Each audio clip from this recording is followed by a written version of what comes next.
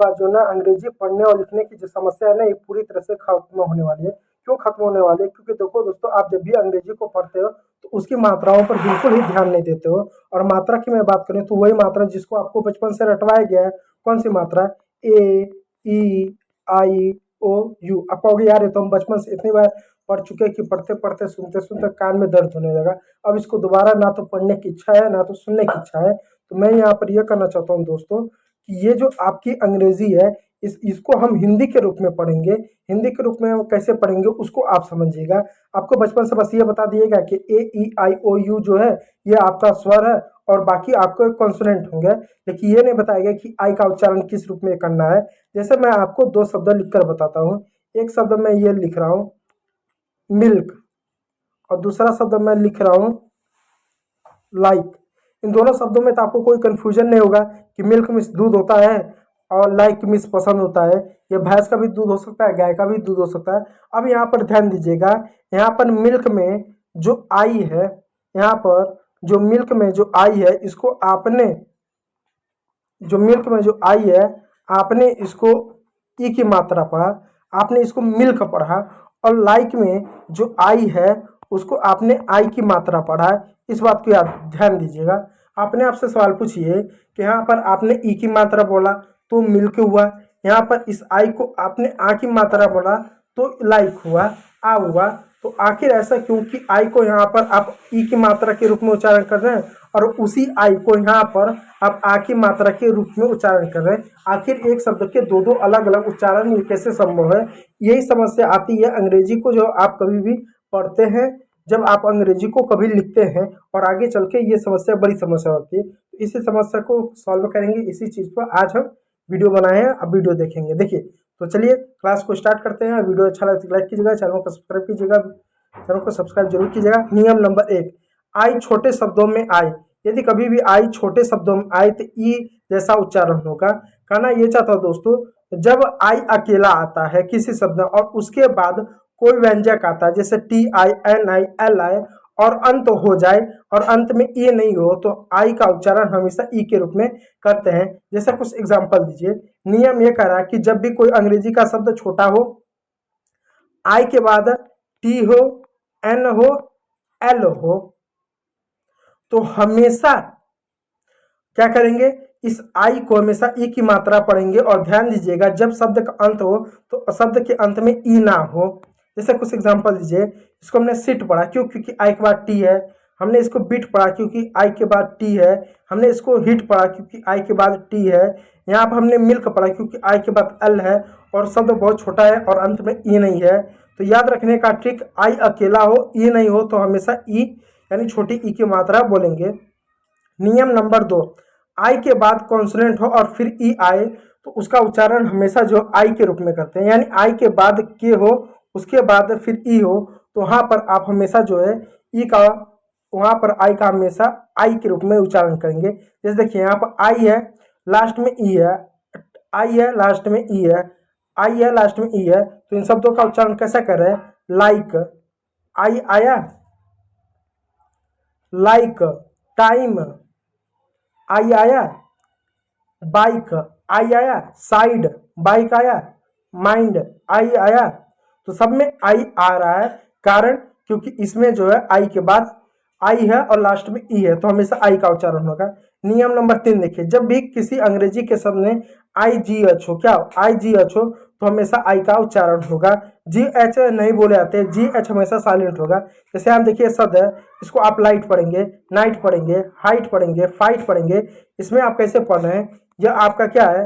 L I ji H T, यही है। L का क्या हुआ? ल हो गया। आई का क्या हुआ?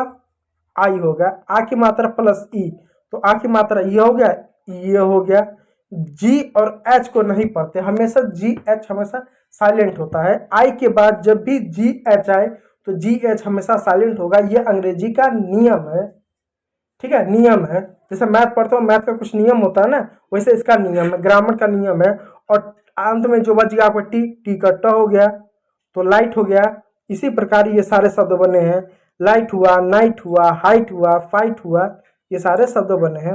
अगला शब्द नियम 4, आई के बाद एनडी हो जाए तो आई उच्चारण होगा, यानी आई के बाद एनडी हो तो उसमें भी आई का उच्चारण होगा। जैसे आप एग्जांपल देखिए, जैसे काइंड, आप काइंड में देखिए काइंड, तो के का क हो गया, आई का क्या हुआ आ प्लस ई, तो आ लिख दिए ई लिख दिए, और आ न का आधा न हो गया, ये एन का।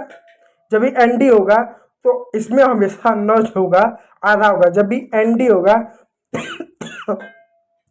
तो न क्या हमेशा आधा होगा, तो आधा न हो गया इसमें, और डी का ड हो गया तो काइंड हो गया। ठीक इसी प्रकार काइंड, काइंड का मतलब होता है प्रकार, फाइंड, फाइंड मीन्स होता है पाना, माइंड, माइंड मीन्स मूड हो गया, ब्लाइंड, ब्लाइंड मीन्स हो गया अंधा हो गया। तो काइंड, फाइंड, माइंड, ब्लाइंड, ये सारे शब्द हो गए। और जब भी आई के बाद एन डी हो तो एन हमेशा क्या होता है, आधा में होता है, आधा उच्चारण करता है एन को। ठीक है, इस बात को याद रखिएगा। आई और एल डी आए तो भी आई का उच्चारण करेंगे, आई का उच्चारण हम करेंगे। एग्जाम्पल देखते हैं, जैसे वाइल्ड, जैसे माइल्ड, जैसे चाइल्ड, जैसे अब देखिए यहाँ पर ये शब्द है, तो डब्लू का वो हो गया, इस आई का आई हो गया, आई आ की मात्रा ई हो गया, ठीक है, वाइल्ड हो गया। फिर डी के पहले जो शब्द होता है, जब भी एल डी आए तो एल हमेशा वो भी आधा होता है, यानी आधा ही उसका उच्चारण करेंगे। तो इस एल का आधा हो गया और डी का ड हो गया, तो वाइल्ड हो गया। ठीक उसी प्रकार माइल्ड हो गया, चाइल्ड हो गया। यानी जब भी आपको आई एल डी का पैटर्न बने तो भी आई का उच्चारण करेंगे, और एल हमेशा जो आपका होगा वो आधा होगा, आधा आएगा, यानी आधा साइलेंट होगा, आधा ल होगा। तो वाइल्ड, चाइल्ड, इस तरह के शब्द होंगे। अगला देखिए छठवां नियम, आई के बाद वी ई हो तो आई का उच्चारण यहाँ भी करते हैं, यानी जब भी आई के बाद वी ई हो तो भी यहाँ पर किसका उच्चारण करते हैं, यहाँ पर भी हम क्या आई का ही उच्चारण करते हैं।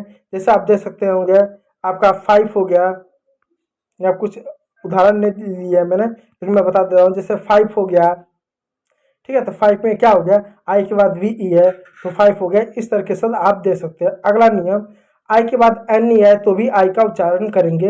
एग्जाम्पल यहाँ पर दे सकते हैं, जैसे लाइन हो गया, साइन हो गया, माइन हो गया, फाइन हो गया, और इसमें एन पूरा होगा, यानी जब भी आई के बाद एन ई हो, जब भी आई के बाद एन ई हो तो एन को पूरा पढ़ेंगे, ई साइलेंट रहेगा और आई का उच्चारण होगा। अब देखिए, जब भी अंग्रेजी के किसी भी शब्द में आई हो, एन हो, ई हो, तो ई तो हमेशा साइलेंट होगा। जब भी किसी भी शब्द के अंत में ई आए, ई साइलेंट हो गया, एन पूरा रहेगा आपका, और आई को आई पढ़ देंगे। जैसे एग्जांपल दिखाता हूँ, ये देखिए,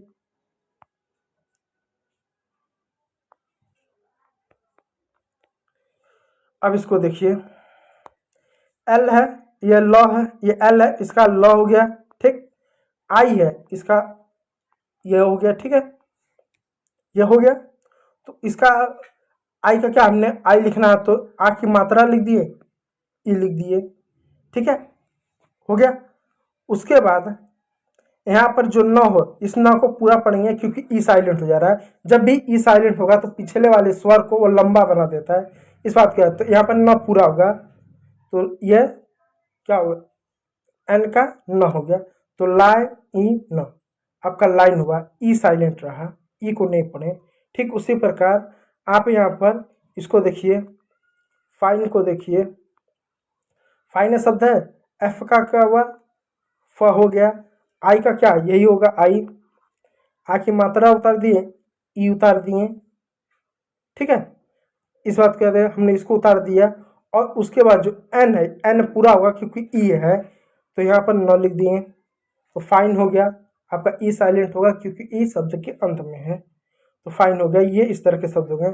आठवां नियम, आई के बाद आर हो और शब्द आगे कुछ हो तो अर या अर जैसा अर या अ का उच्चारण होगा। अब देखिए नियम अब यहाँ से बदल रहा है, यहाँ पर हो रहा है कभी भी आई के बाद आर हो, शब्द में आगे कुछ हो, यानी कभी भी आपको आई के बाद आर हो और आर के बाद कोई शब्द हो तो वहाँ पर आई को और या अ का उच्चारण पढ़ते हैं। एग्जाम्पल देखिए, यहाँ पर देखिए एक शब्द है, आई है, आई के बाद आ रहा है, आई के बाद आ रहा है, आई के बाद आ रहा है, आई के बाद आ रहा है, और उसके बाद भी एक शब्द है, तो यहाँ पर अर का उच्चारण पढ़ेंगे। जैसे गल, तो गल में अ भी आ रहा है, र भी आ रहा है, गल, बड, शर्ट, फर्स्ट, ठीक है, नेस्ट, इन सभी शब्दों में क्या आपको क्या, नहीं नेस्ट नहीं होगा, NEST, ये नेस्ट नहीं होगा, ठीक है, इसमें सब याद रखिएगा। इन सभी शब्दों में क्या आपका जो है अर का उच्चारण हो रहा है, आई के बाद आर है, इस बात को याद रखिएगा। अल का उच्चारण होगा और का या अ का। नंबर 9, कुछ विदेशी शब्दों में आई ई जैसा बोला जाता है। कुछ ऐसे विदेशी शब्द है, विदेशी शब्द का मेरा मतलब यह है, जैसा अगर मैं लिखूं कपड़ा या मैं लिखूं वस्त्र, तो ये क्या भारतीय शब्द है, लेकिन इसी जगह अगर मैं क्लॉथ लिखूं तो क्लॉथ जो शब्द अंग्रेजी शब्द है, आम लिखूं तो भारतीय शब्द है, मैंगो लिखूं तो विदेशी शब्द है। तो कुछ ऐसे विदेशी शब्द जैसे मशीन हो गया, जैसे पुलिस हो गया, जैसे मैगनीज हो गया, जैसे मरीन हो गया, सबमरीन जिसको सुना, ठीक है, तो मरीन हो गया, ये सारे शब्द विदेशी शब्द हैं। तो वहां पर भी आप आई को ई का उच्चारण देखने को मिलेगा, वहां पर आई को आपको ई के उच्चारण के रूप में देखने को मिलेगा। मशीन हो गया, पुलिस हो गया, मैगजीन हो गया, मरीन हो गया, इन शब्दों में ई बोलेंगे। 10वां नियम, कुछ अब आप अपवाद देखिए। अब हमने बहुत सारे नियमों को देख लिया, लेकिन आप अंग्रेजी में पढ़ेंगे तो कुछ ऐसे शब्द रहेंगे जो इन नियमों को नहीं मानेंगे। आपको लगेगा ये तो गलत आप बता रहे हो, ये तो शब्दों में इन नियम को तो नहीं देखने को मिलेगा। तो कुछ ऐसे शब्द है जो अपवाद है, जो इन नियमों को नहीं मानते हैं। जैसे एग्जाम्पल देता हूँ, वुमन, वुमन, अब वुमन है, वुमन में यहाँ पर आई को अ आपने पढ़ा, वुमेन, वुमेन यहाँ पर आई को अपन यहाँ पर आई है ही नहीं। बिल्ड, बिल्ड यहाँ पर आई को ई आपने पढ़ा, बिल्ड आई होना चाहिए, ठीक है, ई पर नियम से आई होना चाहिए। बिल्ड हो गया, देख सकते हैं, बिजनेस हो गया, ठीक, इसको याद रखना पड़ेगा, नियम काम नहीं करता। यहाँ पर क्या,